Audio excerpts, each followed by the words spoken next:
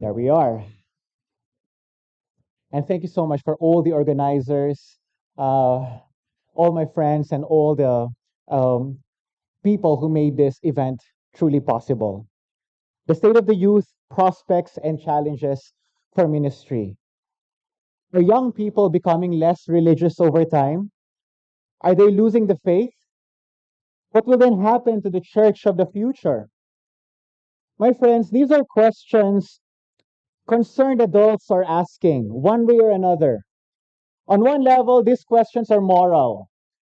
Ministers are worried that they are losing the youth to the dark side. On another level, the questions are also pastoral. Religious educators wonder if anything could be done to help their students rediscover and embrace their Christian heritage. But, these questions are also empirical. From the point of view of sociology, young people are barometers of social change. Their religiosity provides a snapshot of how religion is changing today and what it might look like in the future. This is because religiosity is a cohort effect. Cohort effect.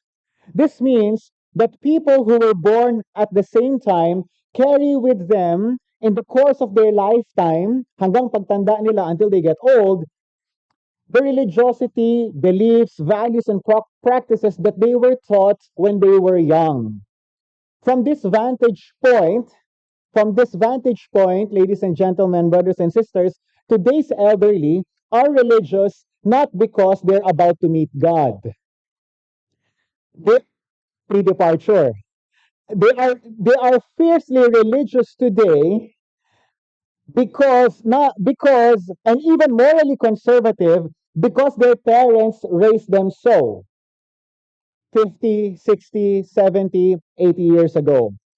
By the same token, young people today may pass on to the next generation what they believe and practice today. So, what does the religiosity of young people today look like? And how can today's people of faith respond? The rest of my keynote, brothers and sisters, will be addressing these questions. But allow me to preface my answers with the following caveats. First, I am approaching these questions as a sociologist of religion with considerable experience working on and with young people.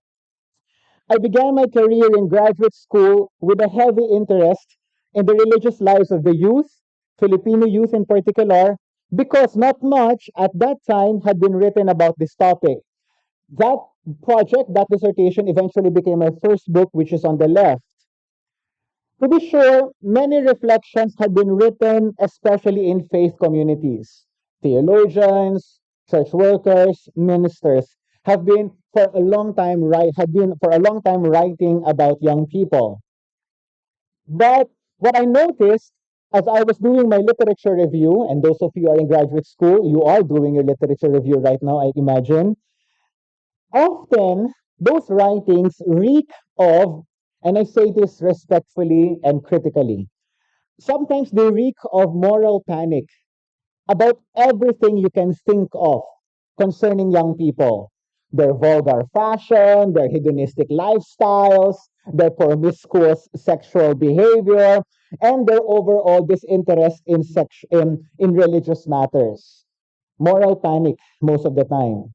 The problem, however, is that these reflections tend to be less empirical and more speculative, even judgmental, and if I may so, again, respectfully, but also critically. As a result, the voice of the youth in many of these writings, not all, tends to be marginalized in the name of pastoral concern. The sociologists like myself, and I imagine some of you here are trained in the discipline of sociology or even anthropology, we ask, no, we turn off the moral alarm by drawing on empirical materials. What do our young people have to say? Where are they coming from? And why are they like that? These questions are related to my second prefatory comment. Sorry, too excited. As a sociologist, I would like to present a different picture beyond two grand narratives, secularization and postmodernity. The secularization theory, still widely rehearsed in many religious circles, argues that religion declines as a society modernizes. The secularization theory is a little complex since it operates on many levels: societal, organizational, individual. The grand narrative is that modernization renders religion irrelevant in society. Over time, this decline would have its effect on the individual, who would no longer consider religion a reliable source of information or even useful to make moral choices. Ngayon, accompanying the decline of religion is moral relativism, the postmodern condition, the scary postmodern condition. This is where that postmodern condition becomes a rather controversial matter for ministers and faith based youth workers who are often unprepared to deal with tough questions about morality, about faith, and who have sometimes harsh criticisms of institutional religion. So we simply dismiss them as relativist kasi sila. They're moral relativists, as if that ends the conversation. As I will be recounting in the rest of my keynote, this is not so bad, to be honest. Finally, I take note in my prefatory comments the international character of our event. I'm really excited all the time in the company of international brothers and sisters. With us today are many representatives from Myanmar, Vietnam, China, Hong Kong, Macau, Taipei, Indonesia. Some of us are from continents beyond: Australia, Europe, North America, even in the Pacific Islands. You are all welcome here. So in honor of our international community, I will be drawing on a lot of cases from primarily East and Southeast Asia, highlighting sometimes the Philippine case because many of us here are Filipinos, and I imagine that you would also be interested in understanding our own situation. It will be difficult and intellectually dishonest to cover the entire world in a keynote like this, even if I would like to. This is because in other contexts, such as in Europe, Australia, North America, the rise of religious nones, NONES, or the disaffiliated or the unaffiliated, that's the big story. That's not necessarily the big story that we have in the global south. I understand that some speakers are from Europe. Maybe they have more things to say later on during the workshops. Nevertheless, I am hoping that the reflections I will share with you will resonate with you and your experiences. But I wish to focus on East and Southeast Asia for a very specific reason. Many of our young people are experiencing unprecedented social transformations, economic growth, socioeconomic inequality, demographic transitions. They're all taking place as these young people are growing up. Indeed, the region continues to see economic growth led by the global economies of China, Japan, Singapore, South Korea, and Taiwan. At the same time, as a result of declining fertility, these societies are significantly aging. Alongside, there are the emerging economies of Thailand, Malaysia, Indonesia, Vietnam, and the Philippines, whose respective populations are considerably young. Philippines, 50% of our population is below 29 years old, and are poised to benefit from this demographic sweet spot. And yet, in spite of this economic potential, inequality is also a persistent concern. Although higher education has expanded rapidly across the Philippines and our neighboring countries, economic growth has failed to enhance upward social mobility. Precarity is still the condition that affects our young people today. Even graduates of the Ateneo, when they graduate, even though they may come from upper class or middle class families, they are uncertain about the conditions ahead of them. Precarity. Worth mentioning too is that the region, East and Southeast Asia, is home to a variety of religious traditions, movements, and organizations, which, taken as a whole, seems to challenge the assumptions of the secularization thesis. In East Asia, the predominant religious affiliations are Buddhism, Chinese folk religion, and agnosticism. In Southeast Asia, these are Christianity, Islam, and Buddhism. As the rest of my talk will show, the region's youth are exposed to a wide array of dynamic beliefs, practices, and experiences within and across faith traditions. Heightening this exposure to that dynamic situation, religious landscape, are the processes of globalization, migration, and technological advancement. One can therefore speak of a thriving religious landscape in East and Southeast Asia. As Mary Ho puts it, the region hosts the world's most populous atheistic state, but also vast numbers of Buddhists, Muslims, and Christians. It's an exciting, dynamic region. This is a social condition that we need to consider in thinking of the religious lives of the youth today. So, what does the religiosity of today's young people look like? Paying attention to East and Southeast Asia, and hopefully the cases that I will be sharing with you will resonate with many of you wherever you come from. What does religiosity look like? And how can today's people of faith respond? I suppose these are two important questions to begin, good questions to begin the ICYM 2023 with, especially as we think about our pastoral responses, our situations on the ground, and thinking critically whether what we have been doing all along is right or even appropriate. Here's the answer. There's no one answer. I know it's boring, but at least it's empirically honest. In this day and age, you can be exciting, but most of the time you're dishonest. So I'd rather be boring, but empirically and intellectually honest. I'll be sharing with you 5 trends in the next 20 minutes. 5 trends that I think are discernible in the religious lives of young people: conversion, intensification, identity construction, social engagement, political participation. Don't worry, we will get through them one by one, but those are the 5 trends. To be sure, these are neither exhaustive nor necessarily exclusive from each other. In fact, collectively, brothers and sisters, these trends all point to the ongoing reappropriation of religion in the lives of our young people. I want to recognize the diversity and heterogeneity of religiosity in our region today. Because apart from contesting secularization and the moral panic over postmodernity, I also want to contest other stereotypes about young people. One lingering stereotype many of us are familiar with is radicalization. Decades after 9/11, many commentaries to this day are still drawn to religious radicalism and its dangers. For example, when Muslim youth are described, the emphasis is often on their radicalization and the social conditions that lead them in this direction.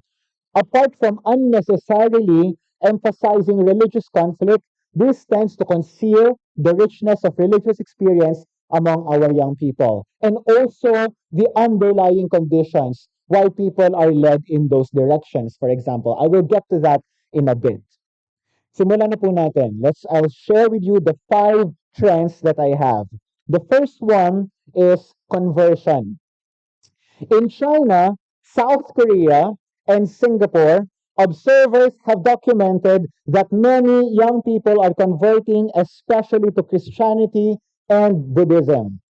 The perceived strict control of religion by the state in these societies does not seem to deter the conversion of their young people. In China alone, estimates show that there are already 70 million Christians, up from 2.2 million in 1982, the year I was born. By 2030, this figure is projected to rise to 73.5 million, constituting 5.3% of the population in China. Indeed, apart from the officially sanctioned churches in China, Christianity seems to take on various forms from Pentecostal groups in rural areas to house churches and elite business circles in urban centers. Singapore, the state has been characterized as co-opting religious organizations for its various agenda of providing welfare and sustaining multiculturalism and religious harmony, has seen the emergence of prominent evangelical megachurches and reformist forms of Buddhism. Out of its more than 5 million residents, 17.7% profess to be Christian, and 32.2% of Singaporeans profess Buddhism. Controversies involving sex, 32.2% Buddhist. In South Korea, Christianity has also become prominent, especially in the 20th century. 30.1% of its population claim to be Christian, while 21.9% are Buddhists. However, controversies involving sex scandals, lack of financial accountability, and association with politicians tainted by questionable ethics may have contributed to Christianity's numerical stagnation in South Korea. But in South Korea, Christianity remains to be publicly influential in mobilizing opposition to LGBTQ plus rights. The phenomenon of conversion has been approached from many different angles. But the common thread among many studies is that the conversions among young people are taking place from non religious backgrounds or traditional Chinese religions. In Singapore, there's a social scientist that Chu. She offers a detailed depiction of adolescents switching through a survey carried out among secondary school students. Si Chu, she prefers to use switching instead of conversion. It's a nuanced distinction. She argues that conversion is a heavily loaded term involving a deep religious experience that her study could not cover. Apparently, most switching has taken place from traditional Chinese religion, which is a syncretic form of religion involving Buddhism, Taoism, and Confucian practices. Um, Conversions have taken place in favor of Christianity, free thinking, or even or Soka Buddhism, Soka Gakkai. Alternatives perceived to be more modern and rational in Singapore. Sheng attempts to analyze the experience through the narratives of um, her youth informants in South Korea, highlighting the importance of friendships and personal crisis in fostering conversion. Young people in South Korea mostly come from non-religious backgrounds with considerably critical outlooks of religion. Their positive experience, and this is an important point to highlight. Many of young people in South Korea who converted to Christianity from from no affiliation say that they had a positive experience with Christian friends. That's why their interest was piqued to join them at church, for example. Conversion. The second one is the process of intensification. The second trend I wish to highlight is intensification, the process in which young people are rekindling their faiths and they become more active than they used to be. Intensified, more committed, more active. Before they were nominal, now they're more active. This is different from conversion, which is the process of moving from one religious affiliation to another. Let me give you an example. Mega churches. Many of us here in the Philippines are aware, maybe concerned, um, um, um, with the rise of mega churches. While many scholars are immediately interested in the conversion patterns, we're always asking how many Catholics already converted to these mega churches. The reality is that they are also spaces for intensification. Mega churches in Singapore, for example, whose Sunday attendance can easily exceed 10,000, may be fulfilling this very role, especially among young people. Indeed, 36.2% of over 19,000 members of City Harvest Church, One of the most prominent megachurches in Singapore are students, university students. And according to the landmark survey done in Singapore, at least 18.2% of the members of megachurches converted to Christianity at another church. Meaning to say, they simply move from one denomination to that megachurch because as an indication that moving to the megachurch intensifies the religious experience or expression. For megachurch respondents in that survey, the top reason, so they were asked, tinanong sila, they were asked, why did you move from your traditional denomination, for example, Methodist or Presbyterian or possibly Catholic, to this megachurch? One of the top reason, in fact, the top reason that the respondents said for moving to the megachurch was that it gave them a deeper experience of God. A deeper experience of God, quote unquote. Concretely, this means that mega churches provide spaces where young people can effectively participate. Small groups are an example. In Indonesia, mega churches have been effective in involving young people, and there are so many mega churches in Indonesia, by enlisting them in small groups where they could be comfortable with one another and eventually become small group leaders themselves. From this vantage point, a young Catholic's choice, something for us to reflect on. From this vantage point, brothers and sisters, a young Catholic's choice to attend an evangelical megachurch is not necessarily an act of conversion. Not necessarily. Those of us who are in the Philippines and possibly Indonesia may be familiar with this story. There are so many Catholic youths who are attending these mega churches who may not necessarily consider their participation in those mega churches as an act of conversion.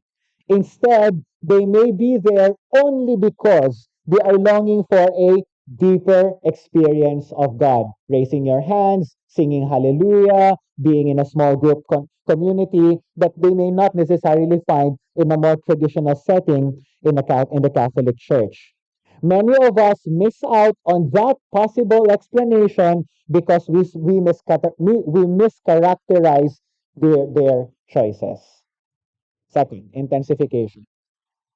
Kaya one of the things that I would like to do if I had time was to study the phenomenon of the born again Catholics or the Catholic born again, however you want to call them. The third trend, folks, is identity construction. The third one. The studies above have so far focused on conversion or and intensification. If conversion speaks of an individual taking on a new religious identity and intensification heightened commitment, then it is important to also assess what religion means to young people and whether it plays a role in their identity construction, how they see themselves. In fact, the question there is whether it's still important to how they understand themselves in terms of their gender, in terms of their class, in terms of their uh, career aspirations, in terms of what they want to happen in society. Those are all part and parcel of identity. Indeed, I have argued in my first book, yung Being Catholic in the Contemporary Philippines, that religious identity should not be conceptualized just in terms of ascribed categories or religious affiliation, but in terms of self-understanding. Concretely, this unpacks what people mean when they say they are Christian. For example, in fact, in the course of my field work, this was more than a decade ago, I only had one question in my interviews. And then from there, all the other questions came about. The one and main question that I had was very simple. Anong ibig sabihin ng pagiging Katoliko sa'yo? What does it mean to be Catholic to you? And then you'll be amazed. It will take them an hour to unpack their stories. Those stories are in my book. That's one way of promoting the book, ano. So if you're interested, if you're interested, but the introduction is downloadable from my website. I'll share with you later on. Indeed, that's what many of them I discovered are young people who are not necessarily going to church, but are convinced that they are more Catholic than say their grandparents. because they do not think that knowing the catechism or memorizing the creeds is the mark of a true Catholic. Many of them are volunteering for such things as Gawad Kalinga. Many of them are volunteering for humanitarian activities. Just think about it. Every time there's a calamity, who are the first to respond? It's the young people. It's possible that to them, it's their spiritual acts more than going to church is. Um, say whatever you want to say about that. Sometimes we can be judgmental, but as far as our young people are concerned, that to them is more Catholic. In fact, I call it reflexive spirituality, where in which they say right living is more important than right believing. That's the argument that I make in that book. Let's look at the case of other young people in the region. In Indonesia, Hassan argues that the attraction of Salafism, a little um, um, the more fundamentalist version of Islam.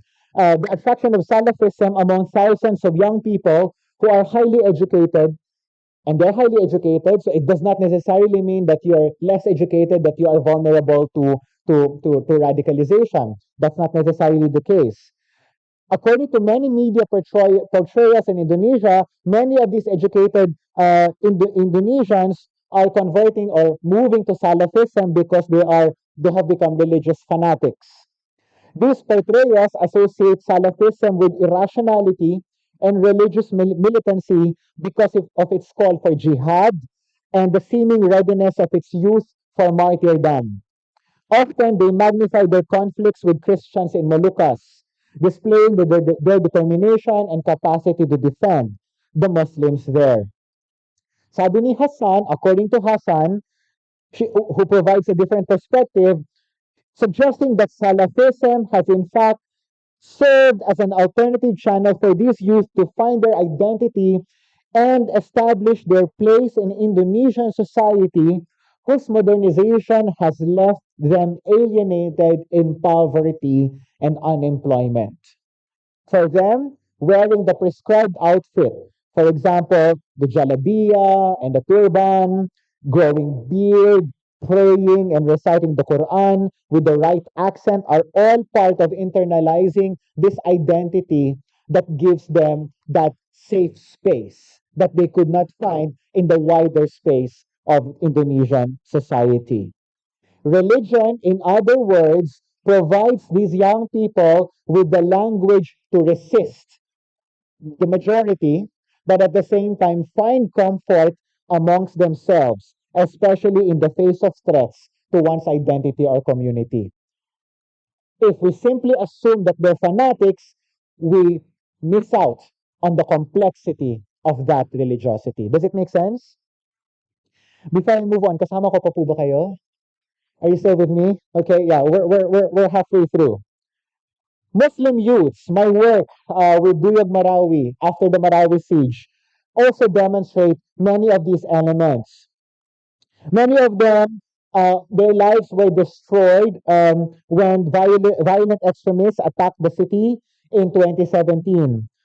They have been barred. Many of them to this day. I was with them a couple of weeks ago, just 2 weeks ago, dito sa Ateneo, and to this day, many of our Marawi youth, Maranao youth, are still unable to go back to their places of residence. Essentially, because the government doesn't allow them to go back there, and the reconstruction is not done yet. But instead of moving somewhere else, they've decided to just stay there and still hope that they could go back there. Instead, they are insisting that Marawi is an Islamic city that has shaped even their aspirations, namely to rebuild the place and assert its religious identity. In this manner, they are resisting what the state, what the government has done to the city during and after the siege. This is quite powerful because if you look at the literature on young people in conflict areas, many of them truly decide to just leave. But for this Maranao youth, they have decided to stay there and fight for their right to the city. That's part of identity construction, and religion gives them that language to articulate that aspiration. The fourth one is social engagement. Conversion, intensification, and identity construction are trends that by and large deal with the individual and the person's search for authentic expressions of religiosity. While the cases cited above are clearly embedded in congregations or communities, many of them are still about individual religious experience. The salience of emotions and personal piety is notable, for example. But the variety of religiosity among young people in East and Southeast Asia is not only about myself. It's not only about the individual experience. Another trend is the rise of social engagements among youth groups to address the needs of their communities. Other sociologists refer to this religiosity as expressive communalism. Expressive communalism. In Singapore, Buddhist temples and organizations are becoming welfare centers caring for the marginalized. My friend Kun Engkwa considers this as distinctive form of reformist Buddhism. Apart from devoting time to meditation and to the study of scriptures in Buddhist temples, Buddhist youth in these temples have also visited welfare homes to take care of the elderly, for example, and organize activities for them. The youth of Soka Gakkai, a Nichiren Buddhist organization in Singapore. This was my study when I was still a postdoctoral fellow. The Soka Gakkai have also participated in many charity activities organized by the state. And they are attracting, and what's fascinating about Soka Gakkai is that they are attracting a lot of young people. If you participate in any of their activities, you'll be hard pressed to find old people there. It's really young people. Social engagements are also prominent among our youth in the Philippines, Catholic youth. For this youth, as I have said a while ago, right living is more important than right believing. So even if they may not be attending Mass or fully cognizant of their doctrines, their Catholic faith for them is about doing good to other people. Many of them are then found in volunteer activities such as shelter building projects and rural areas. Their golden rule Catholicism, in a way, is a critique, listen carefully, that they are more involved there than they are in the parishes, is a critique of institutional religion, which for them has been embroiled in politics and other forms of corruption in recent years. You bear in mind that when I wrote my dissertation, when I was doing my field work, kasagsagan ito ng Pajero bishops, right? And that was really a very big issue. And again, I say that respectfully and critically in the name of recognizing where our young people are coming from and where they may still be coming from to this day with respect to their attitudes towards institutional religion. And so these young people may be more concerned about social justice than in what we may be concerned about as catechists, for example. The fifth one, the last one, is political participation. Religion, of course, has played an important role in supporting or contesting political regimes in the region. Christianity in the Philippines, Islam in Indonesia and Malaysia, and Buddhism in Thailand. Studies, however, on the intersection of youth, religion, and politics in Southeast Asia have been admittedly limited. Allow me to mention a few ones. As I briefly mentioned above, in the wake of 9/11, some discussions have in fact centered on radicalization. The youth, for example, may be presented as being co-opted into Islamism, not Islam, Islamism, an ideology that seeks to recast the state and society according to strict religious mores. In this sense, religion becomes politically charged to take over the government through the use of violence. So many commentators are concerned about that kind of political participation. Many studies need to be cautious in approaching young people in light of radicalization. Um, Embassies from the global north invest a lot of money in the study of radicalization. I understand the need for such things, but I also recognize that they magnify unnecessarily the radicalization of these young people. We should highlight also the many other activities that young people are involved in, with respect to peace building, for example, interfaith dialogue. Those are also modes of political participation that are not given enough emphasis. And they do so, young people do so in the name of their faith. One of my new projects in the coming months is about faith based peace building. What sort of beliefs and practices do young people have so that they could work together with other believers, people of other traditions, to convince them that faith, peace is worth fighting for? I want to end in a bit. Five trends have been covered in this talk: conversion, intensification, identity construction, social engagement, political participation.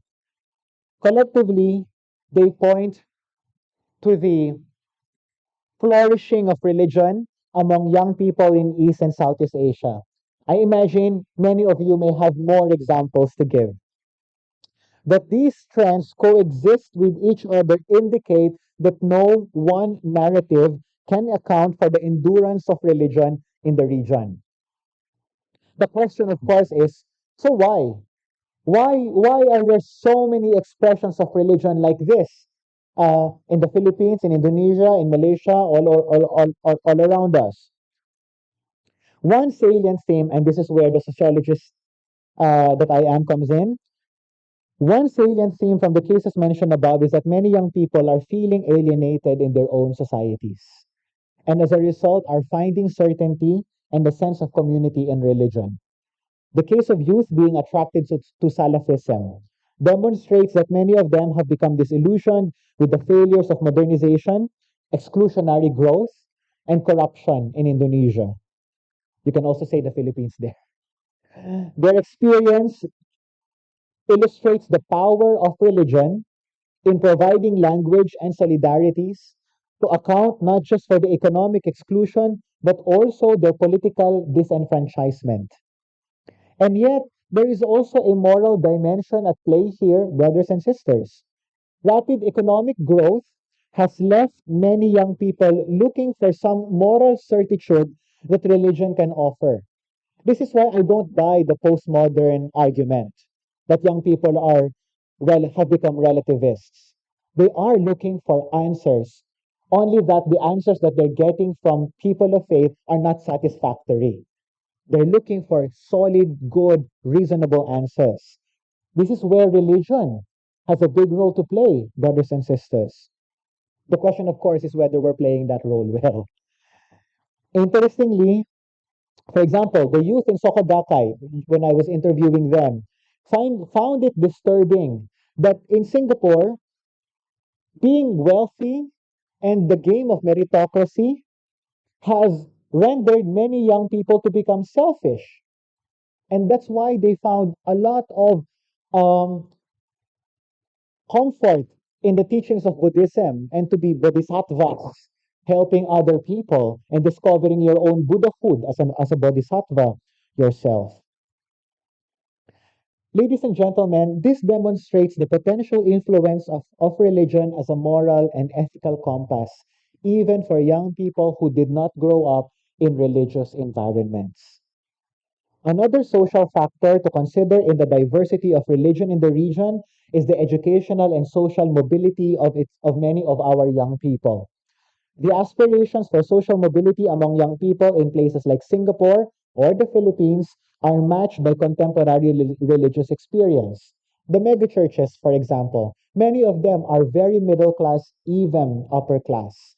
And they're answering, and all the prosperity gospel that we are hearing right now in the Philippines, Indonesia, and Singapore, South Korea, certainly, Taiwan, certainly, Hong Kong to a certain extent, many of them cater to the concerns and to the questions of young people.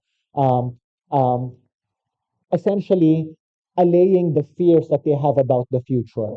God wants to bless you. And if you hear that, of course, that would be reassuring to you. Let's debate the theological merits of the prosperity gospel later on. But as far as the sociology is concerned, there is reason why they are drawn to such messages. Precarity, I said a while ago. In conclusion, last 3 minutes. Are you still with me? I hope this has been helpful. I end my talk with some preliminary answers to the second question I posed at the outset. How can today's people of faith respond? Allow me to be more pastoral now. In other words, what lessons are discernible from the diversity of young people's religious lives in the region today? While my talk has covered many cases from Christianity, it has also drawn on the experiences of youth in other faith traditions. We covered Buddhism. I hope you understood why I was doing that. We covered Islam. The sociological insight is in thinking about the work of the church in relation to the youth. Allow me to leave you with four insights based on the cases I have shared here. These are very quick, don't worry.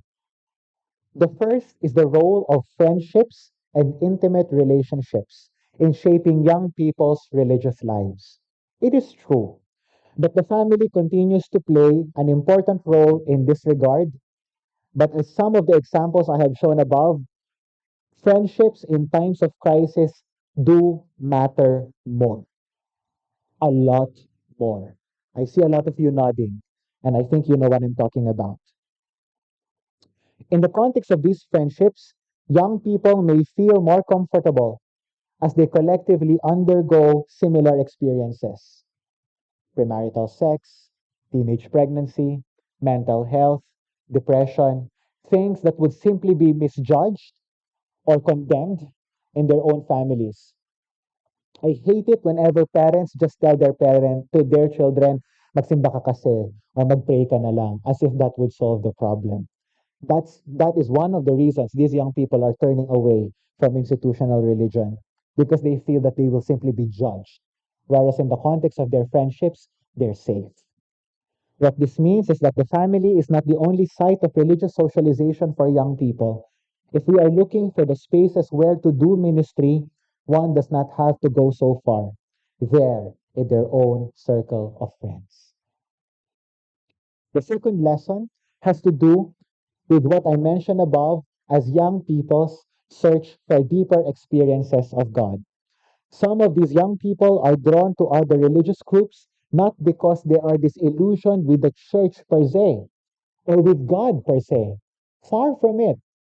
Far from it.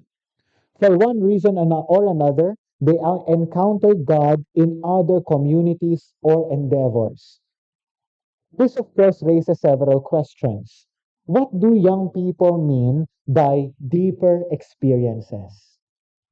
Does lighting a candle and singing a hymn, does that is that enough? Or are they looking for more expressive ways of encountering God in a more fiery, tongues of fire kind of thing, you know? I don't know. What exactly are they looking for?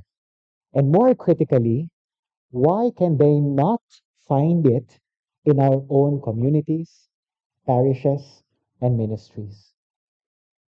Third, there is no denying that they are in a formative season of their lives. The paralleling the search for a deeper experience of God is also, if one thinks about it, is a search for their true selves. For this reason, religion, faith, is a powerful resource that provides young people with the language, rituals, and solidarities to relate to issues that matter to them.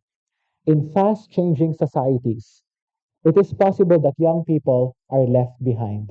We think they're catching up so fast, but in reality, many of them are left behind. This is why well-being, mental health is a big problem for young people in particular. In sociology, we call it anomie, ANOMIE, or alienation, if you will. This is especially the case in unequal societies where young people are taught to be independent, competitive, and innovative, but not all of them can be competitive in the same manner.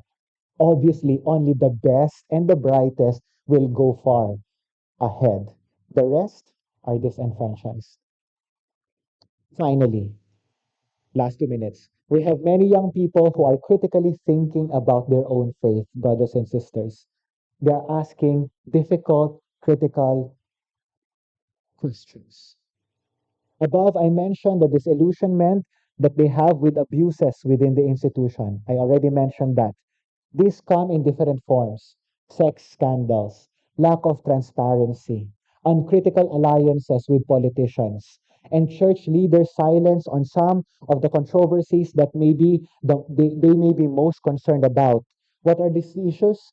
Domestic violence, social justice, gender equality, and even the role of women in the church today.